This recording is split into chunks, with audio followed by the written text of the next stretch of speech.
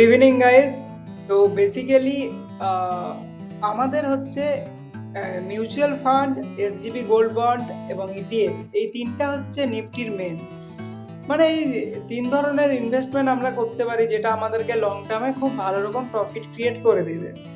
তো আজকে আমরা ডিসকাস করবো about mutual fund, what is and how you take the most benefit from mutual fund. কিভাবে তুমি চুজ করবে যে সব থেকে বেস্ট মিউচুয়াল ফান্ড কোনটা হতে পারে, তার রিস্ক ম্যানেজমেন্ট কি থাকে, এক্সপেন্স রেশিও কি থাকে, তো কত টাকা কি চার্জ কাটতে পারে, তারপরে হচ্ছে প্রাইস লেভেল, সব কিছু তোমাদের সাথে আজকে শেয়ার করছি। তো first of all this video is only for study purpose, okay.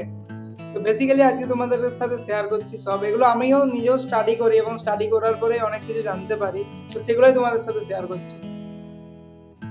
তো আমাদেরকে জানতে হবে ফার্স্টে what is mutual fund. Mutual fund কি? দেখো, মিউচুয়াল ফান্ড হচ্ছে ইনভেস্টর পুল মানি। এটা হচ্ছে আমরা ইনভেস্টর ফুল মানি হচ্ছে আমরা। এখানে আমরা ইনভেস্ট করি আমাদের টাকা। আমাদের টাকা যাকে তাকে আমরা টাকাটা দিই না, আমরা দিই একটা ফান্ড ম্যানেজারকে। ফান্ড ম্যানেজার কি? ফান্ড ম্যানেজার একজন প্রফেশনাল লোক। প্রফেশনাল মানে হচ্ছে যে এই সম্পর্কে যথেষ্ট নলেজ, যথেষ্ট জ্ঞান তার মধ্যে আছে। সে হচ্ছে ফান্ড ম্যানেজার। সে অনেক টাকা হ্যান্ডেল করে, সে হচ্ছে ফান্ড ম্যানেজার। এবারে ফান্ড ম্যানেজার যে টাকাটা ইনভেস্ট করে সেটা হচ্ছে ইনভেস্ট ইন সিকিউরিটি। সে লক্ষ্য করে যে কোথায় ইনভেস্টমেন্ট করলে আমার যে ক্লায়েন্ট সে ভালো রকম প্রফিট জেনারেট করতে পারবে। তারপরে সে সেই টাইপের সিকিউরিটিতে টাকাটা ইনভেস্ট করে আর জেনারেট রিটার্ন, এবং সেই রিটার্নটা আবার ব্যাক টু আসে ইনভেস্টর পুল মানিতে, ওকে।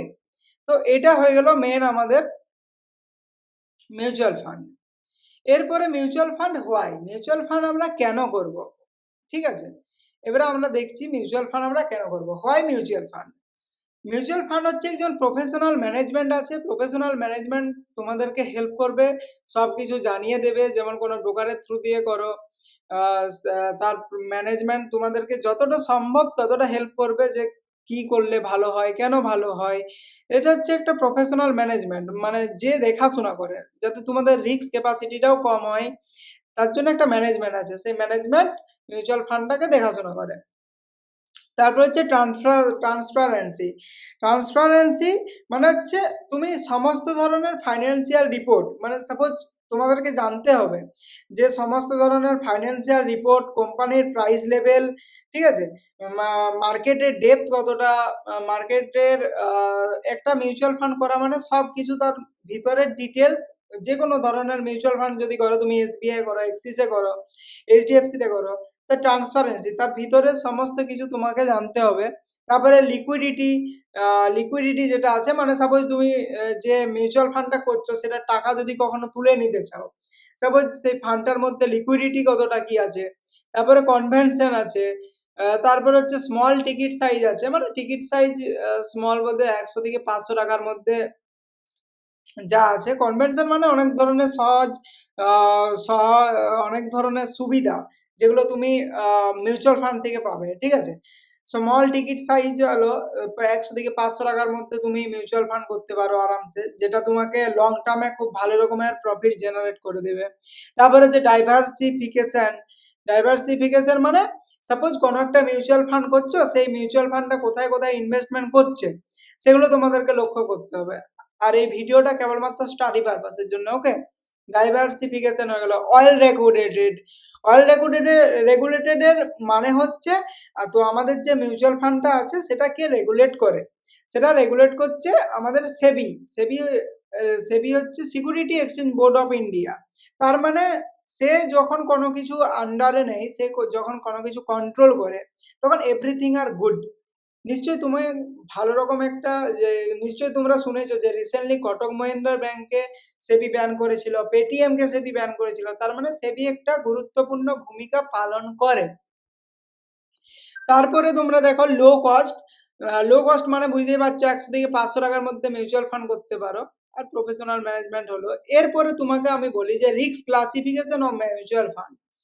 রিস্ক ক্লাসিফিকেশন করার জন্য একটা রিস্কোমিটার থাকে, রিস্কোমিটার রিস্ক ক্লাসিফিকেশন করে, মানে যে মিউচুয়াল ফান্ডে দেখবে ভেরি হাই রিস্ক, সেটাতে তুমি সব থেকে বেশি টাকা জেনারেট করতে পারবে, তেমন রিস্কও আছে, তুমি টাকা জেনারেট করতেও পারে আবার নাও পারে, আবার যেটাতে খুব লো রিস্ক সেটাতে খুব কম টাকা তুমি জেনারেট করতে পারবে, মানে তোমার রিস্ক লো থাকবে কিন্তু তোমার প্রফিট আস্তে আস্তে হতে চলবে। লো রিস্ক হচ্ছে conventional investor, low to moderate risk হচ্ছে মডারেট কনভেনশনাল ইনভেস্টার, তারপরে হচ্ছে মডারেট রিস্ক হচ্ছে মডারেট ইনভেস্টার, হাই রিস্ক হচ্ছে aggressive investor, very high risk হচ্ছে ভেরি অ্যাগ্রেসিভ ইনভেস্টার, মানে যাদের মানে থিঙ্কিং লেভেলটা খুব হাই, যে আমার খুব ভালো রকমের প্রফিট চাই, তাদের জন্য রিস্কোমিটারে দেখবে ভেরি হাই রিস্ক, যেটা রিস্ক ভেরি হাই রিস্কের মানে হচ্ছে তুমি প্রফিট পেতেও পারো নাও পারো, বাট তুমি যদি মিডিয়াম মডারেট রিস্কে করো একটা চান্স থাকে, আর লোয়ার রিস্কে থাকলে তুমি একটা মিডিয়াম রিটার্ন কন্টিনিউয়াসলি পেতে থাকবে। এরপরে আমাদেরকে দেখতে হবে ইটিএফ, এরপরে ডিসকাশন করছি, কারোর যদি কোশ্চেন থাকে কমেন্ট সেকশনে জানাবে, আমি তার অ্যান্সার দিয়ে দেবো, আর কন্টিনিউয়াসলি ফলো করতে থাকো, তাহলে অনেক কিছু জানতে পারবে। ইটিএফ হচ্ছে এক্সচেঞ্জ ট্রেড ফান্ড, ওকে। এরপরে আমাদেরকে দেখতে হবে মিউচুয়াল ফান্ড হচ্ছে ইউনিটস এনএভি ডাইভার্সিফাইড, এনএভি মানে হচ্ছে total market value of investment, net asset value, মানে আমাদের সাপোজ যদি কোনো মিউচুয়াল ফান্ড আমরা কিনি, সেটা ইউনিটস এর উপরে কাজ করে। সাপোজ আজকে একটা মার্কেট চললো, মার্কেট চলার পরে তোমার যে ইউনিটের প্রাইসটা কিনেছিলে সেই ইউনিটের প্রাইসটা কালকে বাড়বে, ঠিক আছে, তোমার 16 টাকা করে ইউনিট হলে আজকে 17 টাকা করে ইউনিট হবে। আর মিউচুয়াল ফান্ডের একটা জিনিস আমি বলে দিই, যেটা হচ্ছে মিউচুয়াল ফান্ডের 2 টাইপসের ইন্টারেস্ট তোমরা পাবে, একটা হচ্ছে কম্পাউন্ড ইন্টারেস্ট আর একটা হচ্ছে মার্কেট বেসড ইন্টারেস্ট। কিন্তু ইটিএফ এ কি হয়, এক্সচেঞ্জ ট্রেড ফান্ডে এটা হচ্ছে মার্কেটটা কন্টিনিউয়াসলি চলতে থাকে। সাপোজ নিফটির ইটিএফ আছে, Nifty 50 ETF, Nifty 100 ETF. ETF এর সুবিধা কি হয়, তোমার এটা কন্টিনিউয়াসলি সকাল থেকে সন্ধ্যা পর্যন্ত মার্কেট চলতে থাকে, মার্কেট চলে, তারপরে মার্কেট চলার সাথে সাথে স্টকগুলোও চলে, এবং সেই স্টকগুলো যেরকমভাবে প্রফিট পাবে সেরকমভাবে তোমার নিফটির ফান্ডটা উঠতে থাকবে। নিফটি কি কখনো লিকুইড হবে? নিফটি কখনো লিকুইড হবে না। সো ট্রাই করো নিফটির উপরে ফোকাস করার। আর continuously pricing trading like share through ব্রোকারে যে কন্টিনিউয়াসলি চলছে সেটাকে নিফটি এক্সচেঞ্জ ফান্ডের মধ্যে পড়ে। ETF are also popular invest choice, investors seeking diversification, low cost, transparency, flexibility, tax efficiency, ট্যাক্সও খুব কম। If a ETF can be bought and sold throughout the trading day তে তুমি ETF কিনা কাটা করতে পারো, যেটা তুমি মিউচুয়াল ফান্ডে করবে না, হবে না, কারণ মিউচুয়াল ফান্ড আজকে কিনলে তোমাকে 1-2 দিন ওয়েট করতে হবে। এরপরে লাস্ট টপিক আমাদের যেটা থাকছে সেটা হচ্ছে সেভরিন গোল্ড বন্ড। সেভরিন গোল্ড বন্ড কি, এটা হচ্ছে তোমরা ব্রোকারের থ্রু দিয়ে সেভরিন গোল্ড বন্ড কিনতে পারো। Invest pay the issue price in cash, bonds will recommended in cash on maturity. হ্যাঁ, যদি তুমি সেভরিন গোল্ড বন্ডে ইনভেস্ট করো, গোল্ডের প্রাইস একবার করে মার্কেটে চলতে থাকে, তোমরা জানো যে যখন সেভরিন গোল্ড বন্ড ওপেন হয় তখন তুমি ওটাকে কিনতে পারো।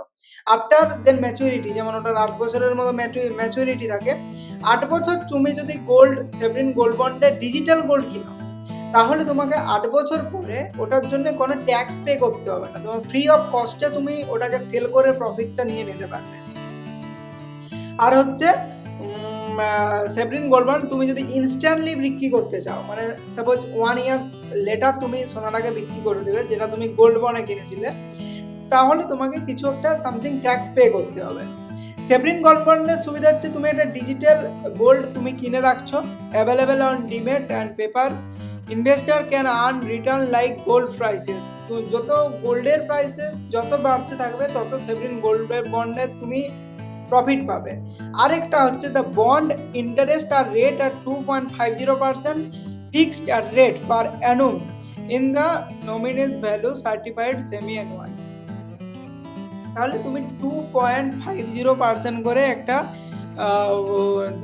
On the nominal value credited semi annually, মানে 6 মান্থ ছাড়া ছাড়া একটা তুমি প্রফিট পেতে থাকবে। ঠিক আছে, তাহলে অনেক রকমের সুবিধা দেখলাম আমরা সভরিন গোল্ড বন্ডে, যে একটা হচ্ছে 2.50% একটা ফ্লেক্সিবিলিটি রিটার্ন